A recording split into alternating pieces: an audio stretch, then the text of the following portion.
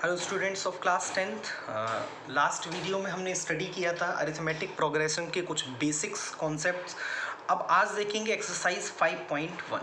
तो एक्सरसाइज 5.1 में पहले क्वेश्चन में अगर आप देखें तो हमें कुछ यहाँ पे प्रॉब्लम्स दी गई हैं जिसमें हमें बताना है कि इनमें से कौन से नंबर्स जो हैं वो एपी बना रहे हैं या नहीं बना रहे। कुछ सिचुएशंस दी गई हैं। तो जिसमें पहली सिचुएशन है the taxi fare after each kilometre when the fair is ₹15 for the first kilometre and ₹8 for each additional kilometre.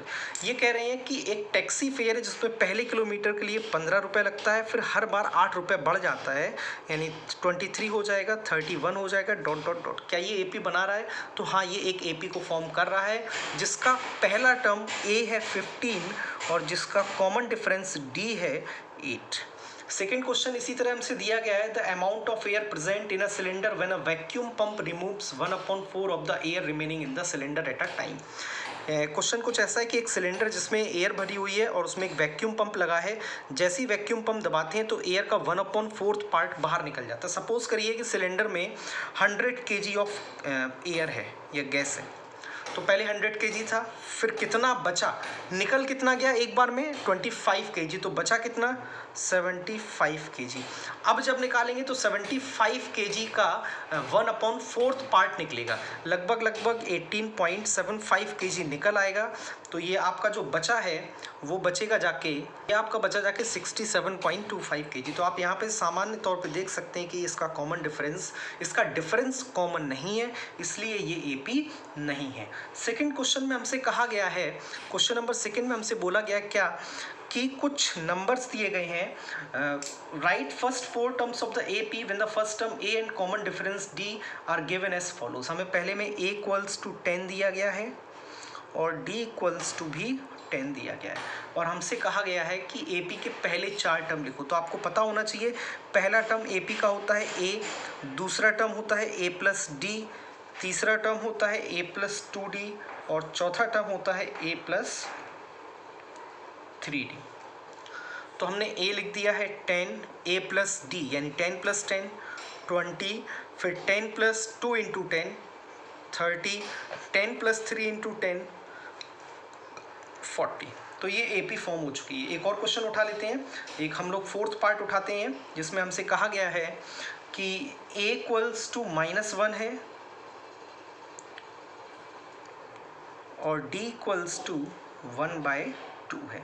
तो पहला टर्म क्या है, 4 टर्म लिखने हैं तो ये लिखे हुए हैं, इसी में वैल्यू रखते हैं a, फिर a + d यानी -1 + 1/2 माइनस का 1/2, फिर a + 2d यानी 0, फिर a + 3d यानी 1/2। तो ये एक एपी फॉर्म कर रहा है। तो इसी तरह फिफ्थ पार्ट है वो आप स्वयं कर लेंगे। तो आते हैं क्वेश्चन नंबर 3 पे। For the following APs right the first term and the common difference. कुछ एपी दी गई हैं और हमसे कहा गया है कि उनका फर्स्ट टर्म और कॉमन डिफरेंस लिखना है, जिसमें सेकंड पार्ट सबसे पहले देखते हैं क्वेश्चन नंबर 3 का। तो सेकंड पार्ट में हमसे बोला गया है कि फर्स्ट टर्म है 1/3, सेकेंड टर्म है 5/3, फिर 9/3, फिर है 13/3। हमें क्या क्या बताना है, हमें a बताना है और d बताना है। तो सिंपल सी बात है, जो पहला टर्म है वही हमारा a है। चूंकि हमें यहाँ पता है कि ये AP है तो हम डिफरेंस इसका निकालते हैं सक्सीडिंग माइनस प्रीसीडिंग। किसी भी सक्सीडिंग टर्म से किसी भी प्रीसीडिंग टर्म को माइनस करिए। चलो इसको माइनस कर लेते हैं। 9/3 - 5/3, ये कितना बचा है 4/3। तो हमने यहाँ पे a भी निकाल लिया है और d को भी फाइंड कर लिया है। तो इसी तरह क्वेश्चन 3 के आप सारे पार्ट्स कर लेंगे। अब आते हैं क्वेश्चन नंबर 4 पे। तो क्वेश्चन नंबर 4 में हमसे क्या बोला गया है कि which of the following are APs. इनमें से कौन सी एपी है। If they form AP find the common difference and write 3 more terms. अब कुछ आपको सीक्वेंस दिए गए हैं तो पूछा गया इनमें से कौन से सीक्वेंस एपी हैं, और अगर वो एपी हैं तो अगले 3 टर्म अपनी तरफ से आप खुद इसमें लिखिए। तो पहले तो हमें चेक करना पड़ेगा जो सीक्वेंस दिया गया वो एपी है कि नहीं है। तो हम लोग सेकेंड क्वेश्चन उठाते हैं। सेकेंड पार्ट में क्या है 2, 5/2, 3, 7/2, डॉट डॉट। पहले तो चेक करिए कि ये सीक्वेंस एपी है। अगर एपी है तो उसका आप कॉमन डिफरेंस बताइए कितना है, और फिर 3 टर्म अपनी तरफ से लिख दीजिए। तो देखिए सबसे पहले तो हम डी निकालेंगे, हमें चेक करना पड़ेगा कि क्या ये एपी है। तो हम डी 2 बार निकालेंगे, 3 बार निकालेंगे और देखेंगे कि क्या हर बार डी सेम आ रहा है। तो हम सक्सीडिंग माइनस प्रीसीडिंग करते हैं, 5/2 - 2, तो हमें कितना मिला 1/2। फिर से हम डी निकाल रहे हैं, सक्सीडिंग माइनस प्रीसीडिंग। भाई अब यहाँ तो क्लियर नहीं कर सकते कि डी कितना आ गया, कि 1/2 आ गया, कि ये एपी है। अभी मालूम नहीं, अभी हमने एक डिफरेंस निकाला और वो डिफरेंस कितना आया 1/2। एक और डिफरेंस निकालेंगे, अगर वो भी 1/2 आता है तो फिर चेक करेंगे कि कहीं और निकाल के देखेंगे, अगर वो भी 1/2 आता है तो ये एपी है। मतलब ऐसा कहीं ना हो कि डिफरेंस कहीं भी एक जगह ऐसा भी हो जाए कि 1/2 ना आए।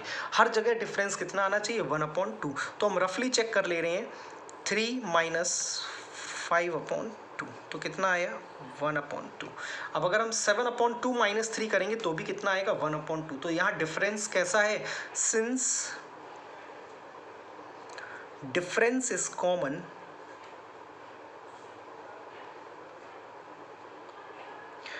that is 1/2, hence sequence is in AP। और इसलिए क्या है कि सीक्वेंस जो है वो AP में है। सीक्वेंस किस में है, AP में है। अब AP में है तो अगले 3 टर्म हमें और लिखने होंगे। तो अगले 3 टर्म कैसे लिखेंगे, तो 7/2 में आप क्या ऐड करेंगे 1/2, तो अगला टर्म आपको मिल जाएगा। नहीं, ये 3 टर्म आपको यहाँ पे लिखने हैं। एक टर्म ये लिखना है, एक टर्म ये लिखना है, एक टर्म ये लिखना है। ये 3 टर्म आपको अपनी तरफ से लिखने हैं। कब लिखने हैं, जब ये AP में हों। तो AP में है तो अब हम क्या करेंगे, 7/2 में 1/2 ऐड करेंगे तो हमें 7/2 के जस्ट बाद वाला टर्म मिल जाएगा, यानी 8/2 मतलब 4। तो ये टर्म मिल गया हमें 4। अब हम 4 में 1/2 ऐड करेंगे तो अगला टर्म मिल जाएगा। हमने जैसे ही 4 में 1/2 ऐड किया तो हमें क्या मिल गया 9/2, यानी ये अगला वाला टर्म। 9/2 में हमने 1/2 ऐड किया तो हमें कितना मिला 10/2 मतलब 5। तो उसका अगला टर्म भी हमने निकाल दिया है। तो 3 टर्म हमने फाइन यहाँ पे कर दिए। अब देखते हैं इसका एक और पार्ट, क्वेश्चन नंबर 4th का 5th पार्ट देखते हैं हम लोग क्या है 5th पार्ट में। तो 5th पार्ट लिख लेते हैं पहले, क्या है 5th पार्ट में हमसे कहा गया है 3, 3 प्लस √2, 3 प्लस 2√2, 3 प्लस 3√2। पहले तो चेक करना है कि ये AP में है या नहीं, और अगर है तो अगले 3 टर्म और हमें लिखने होंगे। तो कैसे चेक करेंगे, डी निकाल लेते हैं। डी कैसे निकलेगा, सक्सीडिंग माइनस प्रीसीडिंग, तो कितना बचा √2। फिर से निकालते हैं, 3 प्लस 2√2 माइनस 3 प्लस √2। तो जब आप इसे माइनस करेंगे तो 3 से 3 कैंसिल हो जाएगा। 2√2 माइनस √2 कितना बचा है √2। तो हमें दिख रहा है यहाँ पे ये एक AP है। तो अगले 3 टर्म क्या होंगे, एक इसके बाद का टर्म, एक इसके बाद का टर्म, एक इसके बाद का टर्म। तो इसके बाद का अगर टर्म ये चाहिए तो इसमें कितना ऐड कर दें, कॉमन डिफरेंस ऐड कर दें।